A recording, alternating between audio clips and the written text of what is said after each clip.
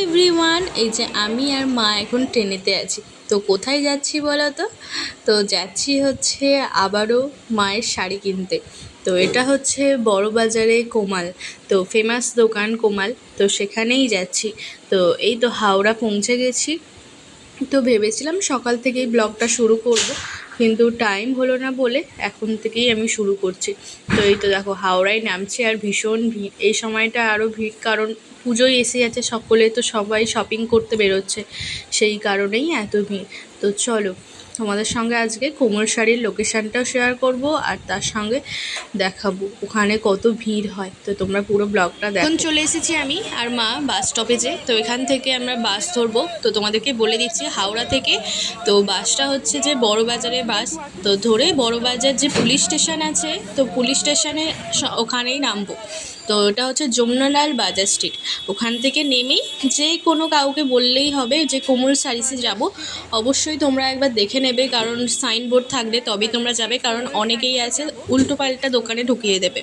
তারপরে ওখান থেকে গেলেই ডান দিকে সিঁড়ি দিয়ে উঠলেই তোমাদেরকে আমি সম্পূর্ণ লোকেশানটা এখন দেখাচ্ছি, চলো।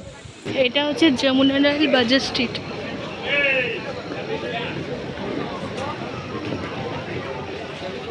এই যে কোমল শাড়ির এখানে দেয়া আছে লোকেশন, চলো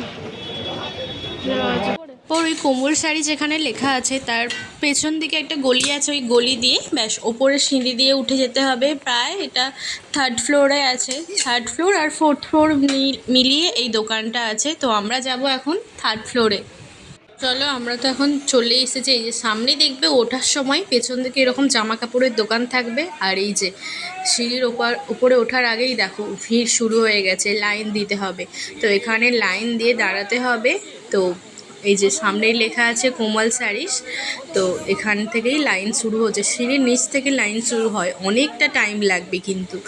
আর চলো এখানে এসেছে। তো মা অনেক দিন ধরেই বলছিল যে কোমাল শাড়িতে যাবো, বড়বাজারে যেহেতু ফেমাস দোকান, ওখানে শাড়ির কোয়ালিটিও খুব ভালো হবে, সেই জন্য এসেছি। তো লাইন তো আমরা দিতে দিতে সিঁড়ির ওপর থেকে নিচ থেকে এখন ওপরে এসেছি।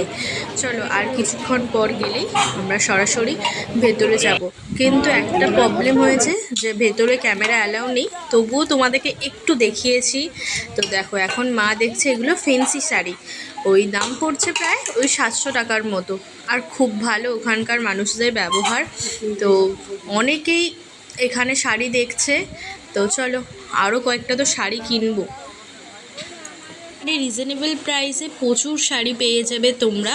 আর এরপর আমরা কোমল শাড়িস থেকে ফিরে তো এখানে একটা দোকানে এসেছি বেডশিট কেনার জন্য, কারণ পুজোতে তো আমরা কিনছি আর বিছানাকে একটু ঘরদোরটাকে তো সাজাতে হবে, সেই জন্য আমরা দেখছি একটু বেডশিট নেবো।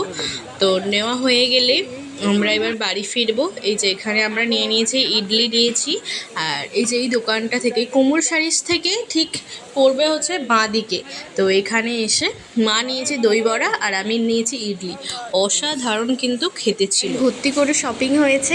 তো তোমাদের সঙ্গে সম্পূর্ণ শপিংয়ে যে কোমল শাড়িস থেকে কোন কোন শাড়িগুলো কেনা হলো, এর আগে যেই দিন গিয়েছিলাম মার্কেটিংয়ে সেই দিনে যেই শাড়ির দোকান মানে কাপড়ওয়ালা ওই শপের থেকে কী কী শাড়ি কিনলাম সমস্ত কিছুটা তোমাদেরকে পরের ব্লগেই দেখাবো।